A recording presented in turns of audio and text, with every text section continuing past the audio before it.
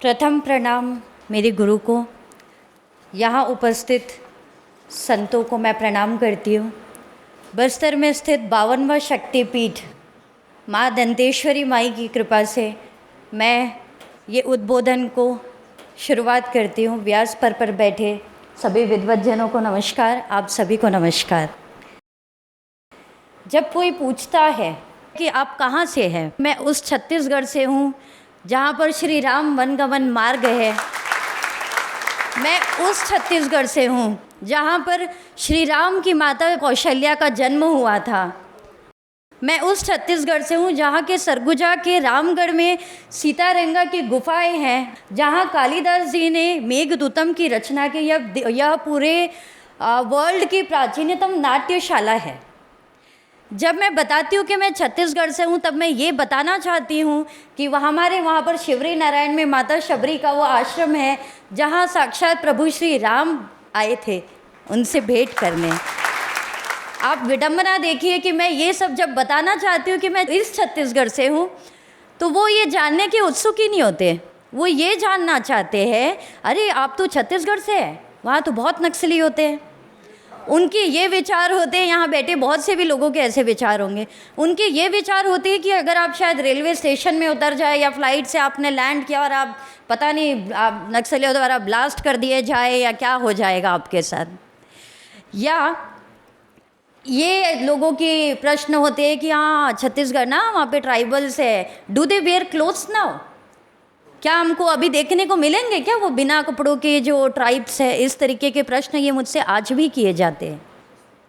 आप मेरे मन की व्यथा की कल्पना कीजिए, जब मैं पूछती हूँ कि आप यहाँ के ट्राइब्स के बारे में क्या जानते हैं। Oh, I have read Verrier Elwin's, the Baigas, the Gond. Verrier Elwin is a very famous anthropologist. मैंने बोला अच्छा, is a very famous anthropologist, you know who is a. तो वो बताते हैं कि हाँ उन्होंने वो जो बुक कुछ 26 किताबें लिखी हैं। ये नाम मैं पर्टिकुलरली इसीलिए बता रही हूँ कि आप सभी जा कर के सर्च करें, क्योंकि वॉरियर एल्विन के बारे में लोग ये जानते हैं कि गांधी जी उन्हें अपना पुत्रवत मानते थे। उन्हें पद्म भूषण पुरस्कार मिला था और भारत की स्वतंत्रता के पश्चात किसी को यदि पहली बार भारत की नागरिकता किसी विदेशी को दी गई थी तो वो वॉरियर एल्विन थे। वॉरियर एल्विन ये तो जो लोग जानते हैं, पर जो रिसर्च किए या जिन्होंने पढ़ा है उनके बारे में वो जानते हैं कि वो भारत में 1925 से 27 के बीच में आए एज अ मिशनरी। वो क्यों आए, वो मैं उसका भी एक क्रोनोलॉजी मैं आपको बताऊंगी क्यों आए। उनके सुपुत्र जब बस्तर में अभी रिसेंटली आए तो उन्होंने बताया कि when my father entered India and as a missionary, वो जब जनजाति लोगों से मिले तो उनका हृदय परिवर्तन हो गया। उनका हृदय इतना परिवर्तन हुआ, मैं बताती हूँ, कि वो जब आए तब वो 37 ईयर के थे। उन्होंने 13 साल की एक आदिवासी कन्या पर वो मोहित हो गए जो उनसे 24 साल छोटी थी। उस समय वो 13 वर्ष की थी, उसके साथ विवाह किया। उसके बाद उन्होंने जब तक कौशल्या नाम था उसको, जिसको बाद में कोसी कहा गया, जब तक वो 23 वर्ष की हुई, 14 विवाह के पश्चात 1-2 वर्ष में ही एक बच्चा हो गया उसका। 23 वर्ष की जब वो हुई तब उसके 2 बच्चे हो गए। और तब तक वॉरियर एल्विन ने वहाँ घूम घूम के, कोसी उनके रिसर्च की सहायिका थी। अचानक से जब 23 वर्ष की वो हुई तो वॉरियर एल्विन सब छोड़ छाड़ के चले गए और वो ऐसे गए कि वो कभी वापस नहीं आए। ये जो 13 वर्ष की कोसी से उन्होंने विवाह किया और उसने पूरा जीवन 90 वर्ष तक दिया। 64 इयर्स की उम्र में वॉरियर एल्विन की मृत्यु हुई, लेकिन इस महिला को पता चला उनकी मृत्यु के 15 वर्ष के बाद। इस बीच उन्होंने डिवोर्स भी ले लिया, एक्स पार्टी डिवोर्स। इसे कुछ पता ही नहीं, ये तो इंतज़ार कर रही थी उससे अपने साथी का। तो ये है वो वॉरियर एल्विन जिन्हें भारत में पद्म भूषण दिया गया, महान एंथ्रोपोलॉजिस्ट कहा गया। कहते हैं कि भारत के प्रिमिटिव ट्राइब्स जो आज बचे हुए वो कुछ ऐसे एंथ्रोपोलॉजिस्ट की रिसर्च और दया के कारण बचे हुए कि उन्होंने इनके ऊपर लिखा और ऐसा कुछ हुआ। जबकि हमारे, आपने सुना होगा आबू जमाड़ के जो ट्राइब्स है या वो वहाँ की घोटुल की एक परंपरा हुई जाती है। घोटुल की परंपरा मतलब जहाँ पर जनजातीय बच्चे एक कम्युनिटी लिविंग करते हैं, अपना पर्सनालिटी डेवलपमेंट करते हैं। ये मैं कह नहीं रही हूँ, ये मैंने कहीं पढ़ा नहीं है, मैंने उन लोगों से मैं मिली हूँ जो बचपन में जिनको घोटुल के बारे में मत पता है, जो उन लोगों से मिले हैं। या नारायणपुर का सबसे पुराना एक स्टूडियो है जहाँ पर जो अबू जमाड़ के आदिवासी बहुत कम बाहर आते हैं, जब वो आते हैं बाज़ार में तब वो वहाँ पर फ़ोटो खिंचाने आते थे। वो बताते कि ये होता है घोटुल। और वरियर एल्विन ने घोटुल की जितने विभत्स तरीके से बदनामी की, उसको काम से जोड़ करके, मुझे नहीं लगता कि मेरे तो सम्मान के वो पात्र हैं। अब आप पूछेंगे ये तो आपने उसको वरियर एल्विन के बारे में बता दिया कि आपने अगर जनजातियों के बारे में जाना तो क्या पढ़ा। उन्होंने कभी ये नहीं पढ़ा कि हमारे बस्तर में साहित्य जगत के पितामह कहे जाते हैं लाला जगदलपुरी। यदि आप किसी के स्थान के बारे में जानना चाहते हैं तो आप वहाँ की पुस्तकों को पढ़िए, वहाँ के लोगों से मिलिए। लाला जगदलपुरी से उनकी किताबें उन्होंने नहीं पढ़ी। हरिहर वैष्णव जी जिन्होंने कितने ही जनजाति गीत, कहानियाँ, लोक कथा सबको उन्होंने पुस्तक के माध्यम से संकलित करके रखा हुआ है। डॉक्टर हीरालाल शुक्ल जी जिन्होंने बस्तर पे इतनी सुंदर किताबें लिखी है। खुद हमारे महाराजा जो बस्तर के प्रवीर चंद भंजदेव थी, उन्होंने लिखा I the Adivasi Pravir Chand Adivasi God. उन्होंने भी लिखा ये सारे लोग हमेशा निशाने पर भी क्यों रहे। या आज भी कोई अगर बोलता है कि आप बस्तर पे कौन सी पुस्तक पढ़ना चाहते हैं, या लोग हमेशा नक्सलिज्म पे ही पढ़ना चाहते हैं छत्तीसगढ़ के बारे में, बाकी जो है वो मैं बताऊंगी थोड़ी देर में, तो वो ये पढ़ना चाहते हैं walking with the comrades. Have you ever had walking with the terrorist? कहाँ कौन है यहाँ पर जो जानना चाहता है कि टेररिस्ट कैसे जीते हैं, कैसे खाते हैं, कैसे पीते हैं, उन्होंने क्यों ज्वाइन किया? ये बहुत महत्वपूर्ण विषय है कि हमारी आने वाली पीढ़ियों के सामने क्या परोसा गया है इस लॉबी के कारण। किसी ने ये जानने का प्रयास नहीं किया। लोग कहते हैं कि वरियर एल्विन आए एज अ मिशनरी, वो सेंट्रल इंडिया में ही क्यों आए? जब भारत में 1857 की क्रांति चल रही थी, उस दौर में चल रही थी, बस्तर में वो क्रांति 1825 में शुरू हो गई थी। इसका आपको नेशनल इतिहास में कभी आपको चर्चा नहीं मिलेगी। 1825 का परलकोट का विद्रोह ले लीजिए, चाहे आप 1842 से 1862 के बीच में हुआ माड़िया विद्रोह ले लीजिए, या आप 1859 में कोई विद्रोह ले लीजिए जब अंग्रेज़ों ने वहाँ के साल के वृक्षों को काटने की बात की, तब एक साल के पीछे एक आदिवासी का सिर कटेगा ऐसा उन लोगों ने अपना आह्वान किया। हर व्यक्ति एक पेड़ के पीछे खड़ा हो गया।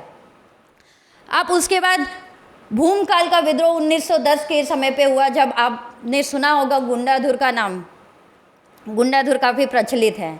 ये सारे विद्रोह हुए। उसके बाद महाराजा प्रवीर चंद भंजदेव बने। ये लगातार ये जो क्रोनोलॉजी है, आप देखिए कितना लंबा संघर्ष कब से शुरू हुआ। ये महाराजा प्रवीर चंद भंजदेव, उनकी मृत्यु नहीं, हत्या कैसे हुई आप सभी जानते हैं। सबसे ज़्यादा प्रखर आदिवासी आवाज़ जो थी वो महाराजा प्रवीर चंद भंजदेव की थी कि वो अगर आदिवासियों के हितों के लिए अगर कहीं पे बैठ भी जाते, उन्होंने कोई युद्ध नहीं किया, लेकिन वो सिर्फ अगर बैठ भी जाते ना अनशन पे, तो सरकारें हिल जाती थी। आज भी I am talking today present time, जब जो बस्तर के जो हाट बाज़ार लगते हैं, वहाँ की लाइफ जो कही जाती है, वहाँ पे आज भी महाराजा की जो फ़ोटो है वो भगवान की फ़ोटो के साथ बिकती है। This is my Bastar, what I want to say. इस शौर्य की गाथा को कैसे डिमीन किया गया, हीन भावना ला करके। जैसे बात कर रहे थे ना, एक छद्म माया जाल बिछाया जाता है कि आपके समाज ने तो आपको छोड़ दिया, आपको आइसोलेट छोड़ दिया, आपको जंगलों में छोड़ दिया। इस तरीके की भावना उनके बीच में ला करके, जैसे ये मिशनरीज जो अंदर घुसे, इस तरीके की भावनाओं को ला करके उनको लालच से, कन्वर्स, राइस बैग्स, इन सब चीज़ों से हमारे भाई बहनों को छलना शुरू किया। उनको ये बताया कि आप पीड़ित है, आप शोषित है, ये उनके दिमाग में भर दिया गया और इस तरीके से उनका कन्वर्शन किया गया। वरना मुझे नहीं लगता कि किसी की हिम्मत है वो ऐसा कर पाए। हमारे सनातनी भाई बहनों में इतनी तो ताकत है कि इतने बड़े बड़े विद्रोह उन्होंने करके दिखाए। जब महाराजा प्रवीर चंद भंजदेव की मृत्यु हुई 1967 के आसपास की बात है, बस्तर फिर नेतृत्व विहीन हो गया। इस नेतृत्व विहीनता का जो फ़ायदा उठाया वो इन नक्सलियों ने उठाया। यहाँ इतने लोग बैठे हैं, देश भर के हर कोने से बैठे हैं, हर समस्या सभी ने बताई 4 दिन से। क्या कभी कोई ऐसा व्यक्ति खड़ा हो जाए और मुझे बताए कि कभी किसी चर्च पर कोई नक्सली या टेररिस्ट अटैक हुआ है? Have you ever heard? क्या किसी ने ये सुना है कि किसी नक्सली ने किसी पास्टर को या उसको हमला किया है? हाँ, आपने ये ज़रूर सुना होगा कि रामकृष्ण मिशन जो नारायणपुर में चलता है, जो वहाँ पे आदिवासी भाई बहनों के उत्थान के लिए काम कर रहा है, वो कितना परेशान हुए। आपने ये सुना होगा कि कैसे बस्तर के छोटे छोटे बच्चों को मार दिया जाता था नक्सल आंदोलन के नाम पर, के उनको उसमें लेकर के उनको कैसे उनके साथ उनको हिंसा में ढकेल दिया जाता था। तो गायत्री परिवार के लोगों ने उन बच्चों को पाला, उन बच्चों को अपने साथ रखा, उनको संस्कारित किया, उनको शिक्षित किया। ये है विडम्बना। आप देखिए कि ऐसे लोग जिन्होंने हमारे लोगों को बहला, जो हमसे जीत नहीं पाए, उन्होंने हम बदनामी शुरू की, उन्होंने हमको डिमीन करना शुरू किया, उन्होंने हमारे अंदर इनफ्eriority कॉम्प्लेक्स लाने की कोशिश की। और इसके खिलाफ जो सबसे बड़ी लड़ाई जो पूरे छत्तीसगढ़ का, क्योंकि टॉपिक मुझे दिया गया है, कल हमारे बीच प्रबल प्रताप जुदेव जी थे, उनके जो पिताजी, ऐसा महान कार्य, ऐसा भव्य कार्य उन्होंने किया कि जिन जनजातियों को उन्होंने, मैं बहुत सम्मान करती हूँ उनका, जिन जनजातियों के इन्होंने बहला फुसला के उनका कन्वर्शन करा दिया था, उन्होंने उनके अपने हाथों से चरण धो धो कर अपने धर्म में वापस लेकर आए। ये बहुत कोई साधारण बात नहीं है, 1-2 व्यक्ति को नहीं, हज़ारों लाखों वनवासी भाई बहनों को। और ये आवश्यकता है हम सभी को भी करने की। हम सब जहाँ भी रहते हो, इस हम वापसी ना करा पाए, कम से कम उस चीज़ का हम लोग सजग रहे कि हमारी कभी भावना ऐसी थी ही नहीं, ऐसी कभी रही ही नहीं। जियोग्राफिकली नक्सलियों के लिए अबू जमाड़ इसलिए इतना ज़्यादा इजी हो गया, एक तो नेतृत्व विहीन था, प्लस जियोग्राफिकली अबू जमाड़ के जो जंगल है, जो दंडकारण्य कहा जाता है, वो बहुत सारे स्टेट से जुड़ा हुआ है। तो सेफ इसलिए कि यहाँ से वारदात करो, उधर भाग जाओ, उधर से वारदात करो, इधर भाग जाओ, and this is very challenging हिली टेरेन एंड डेंस फॉरेस्ट। इस चीज़ का फ़ायदा उठा करके नक्सलियों ने अपना वहाँ बेस बनाया, और जैसे वो हर जगह करते हैं, पहले वो अपने आप को बहुत मसीहा बताते हैं, किसी भी क्षेत्र में लेबर्स के बीच में हो, आदिवासियों के बीच कहीं भी हो, वो वहाँ की समस्या को आइडेंटिफाई करते हैं या ऐसी समस्या को बताते हैं जो वहाँ पे कभी थी ही नहीं। जल, जंगल और ज़मीन की लड़ाई की बात करते हैं तो मैं आपको बताना चाहूँगी, सबसे ज़्यादा पेड़ नक्सली लोग ही काटते हैं।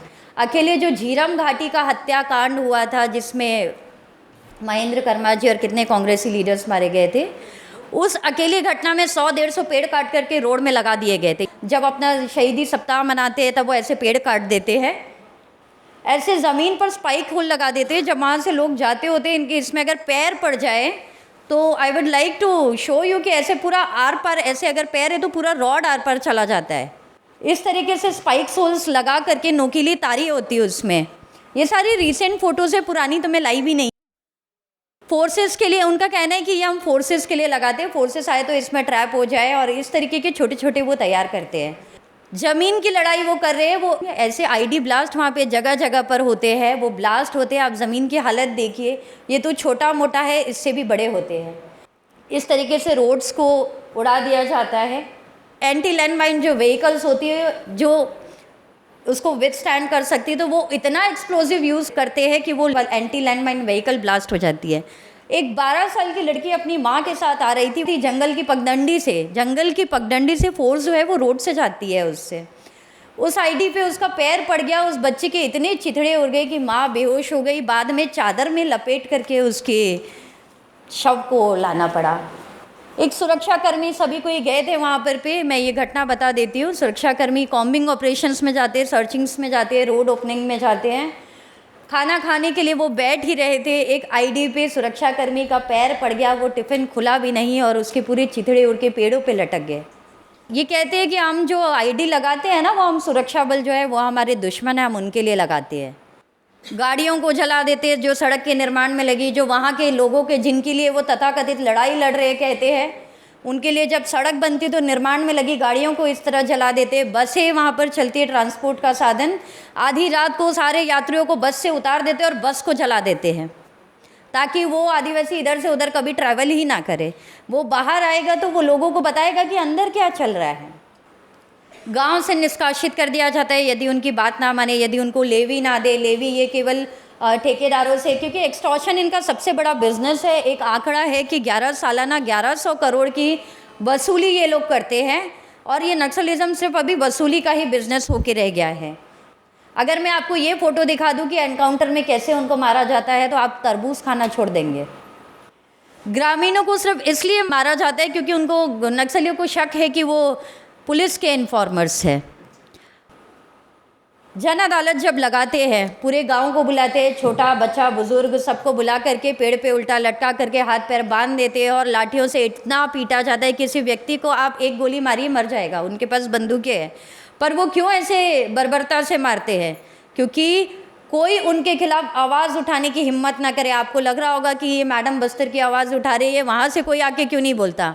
वहाँ से कोई आकर कैसे बोलेगा जब उसको पता है कि मैं जाऊँगा तो अगले ही क्षण मेरी मृत्यु तय है। ग्रामीणों के लिए सड़क का जब निर्माण होता है, कहते हैं कि सड़क, वहाँ की जो बेसिक, जो आज हम स्वतंत्रता का 75वां वर्ष मनाने जा रहे हैं, अमृत वर्ष कह रहे हैं उसको, लेकिन आज भी वहाँ पर रोड्स, पुलियों, ये सब का निर्माण, ये बेसिक मांगे हैं। बिजली, प्राइमरी हेल्थ सुविधा, ये सारी चीज़ों से उनको वंचित रखा गया है केवल इन नक्सलियों के कारण। प्राइमरी हेल्थ सुविधा की मैं बात कर रही थी। नदी में, डोंगे में बिठा करके जहाँ पर अस्पताल है वहाँ तक उनको ले जाना पड़ता है, और ये यात्रा इतनी छोटी नहीं होती है। 8-10 किलोमीटर खटिए पे, ये मैं अभी की बात बता रही हूँ, आई एम नॉट टेलिंग 10-15 साल पहले की बात। अब आप बताइए, क्या आपको लगता है कि हमारे देश की जो फोर्सेस है वो इनसे लड़ने में सक्षम नहीं है? इन बंदूकधारी नक्सलियों से लड़ने में बिल्कुल सक्षम है, मुझे पूरा भरोसा है। लेकिन हम कहाँ हार जा रहे हैं? क्या समस्या है? बिल्कुल मैं इसी बात पे आऊँगी। समस्या है मानवाधिकार ब्रिगेड, जो बस्तर उनका होम टाउन हो गया है। जब भी पुलिस एनकाउंटर्स होते हैं, ये तुरंत दौड़ के पहुंच जाते हैं कि भाई जो मारा गया है ना, वो नक्सली नहीं है, वो तो आम ग्रामीण था। ये तब सामने नहीं आते जब छोटे छोटे बच्चों को ये नक्सली रिक्रूट कर देते हैं। ये नक्सलियों का एक सोवेनियर है जो उन्होंने 20 साल का एक लेखा 108 पन्ने का जारी किया था, जिसमें वो बताते हैं कि आज के बाल और बच्चे जो है वो कल के हमारे योद्धा है। 10-12 साल की उम्र में वो बच्चों को रिक्रूट कर लेते हैं। ये ह्यूमन राइट्स वायलेशन नहीं है क्या?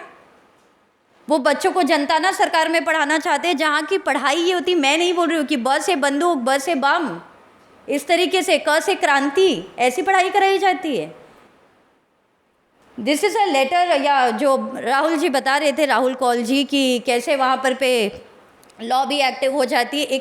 एक नक्सलियों का पर्चा है, ये देखिए, स्वतंत्र कश्मीर के लिए संघर्ष कर रहे जम्मू कश्मीर लिबरेशन फ्रंट का प्रतिकार करना बंद करे, उनका समर्थन करें। एक इन्होंने पर्चा जारी किया, यूक्रेन में हो रहे युद्ध में हम रशिया के खिलाफ है। शाहीन बाग के समर्थन में पर्चा जारी होता है, CAA के खिलाफ पर्चा जारी होता है, किसान आंदोलन के समर्थन में पर्चा जारी होता है। Where is Bastar? Where is all these places? Any connection? Bhima Koregaon में जब गिरफ्तारियां होती है, यहाँ से जारी होता है कि मानवाधिकार कार्यकर्ताओं को, अधिवक्ताओं को, इन लोगों को क्यों गिरफ्तार किया गया है, हम इनका समर्थन करते हैं, इनको तुरंत छोड़ा जाए। Any connection?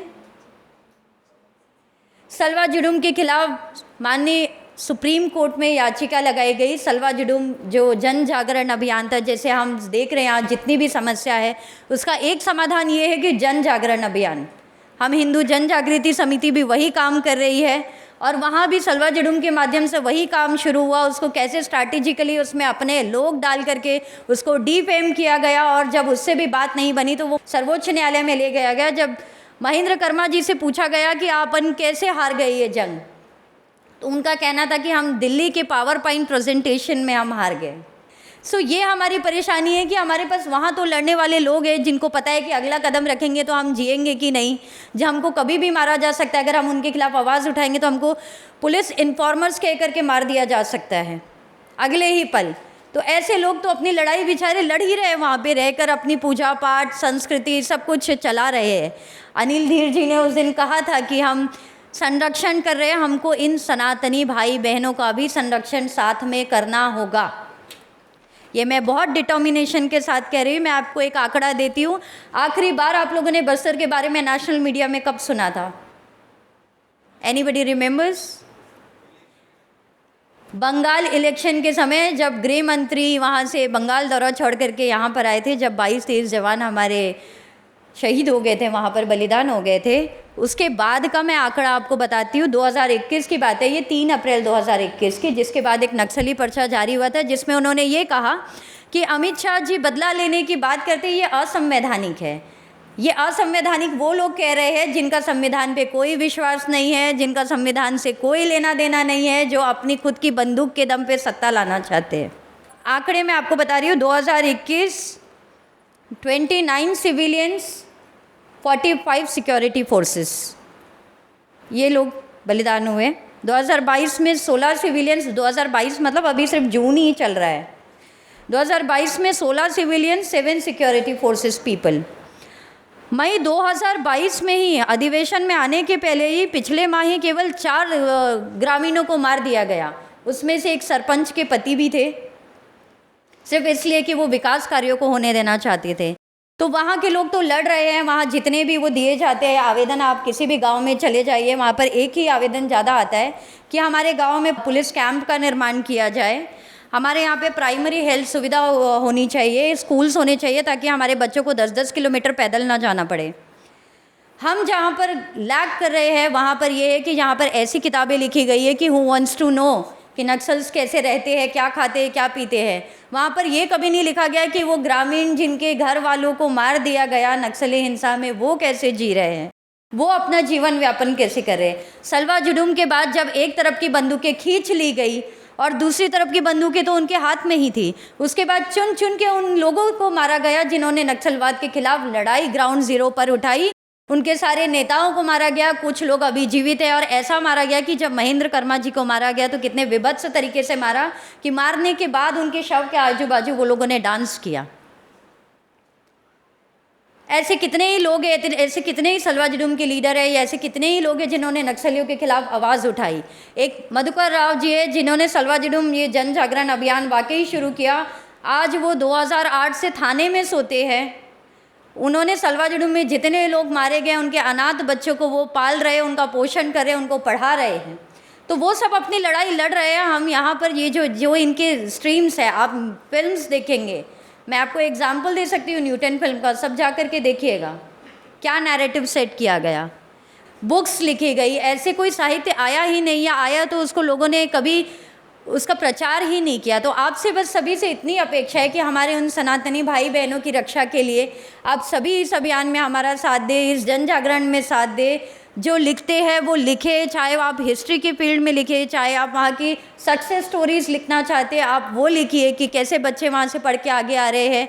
आप वहाँ पर पे धर्म की स्थापना के लिए जो कुचक्र वहाँ पे फैलाया गया है उसको तोड़ने में हमारी मदद करें, आवाज़ उठाने में मदद करें। कोई फिल्म मेकिंग करता है तो बहुत सी ऐसी कहानियाँ हैं उसके माध्यम से हम कर सकते। तो इस तरीके से आप सभी से सहयोग, और मेरा तो सबसे, मैं बहुत कम किसी फोरम में जा कर के ये बात करती हूँ, परंतु हिंदू जन जागृति से मैं बिना किसी पहली बार में ही हाँ बोल देती हूँ, क्योंकि मुझे पता है सनातन धर्म की रक्षा के लिए इनकी कटिबद्धता है, इनका काम है।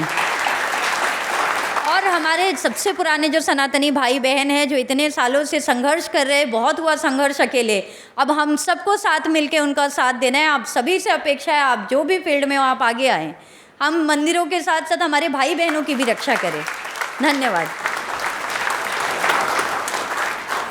जय तू हिंदू राष्ट्रम, जय तू हिंदू राष्ट्रम।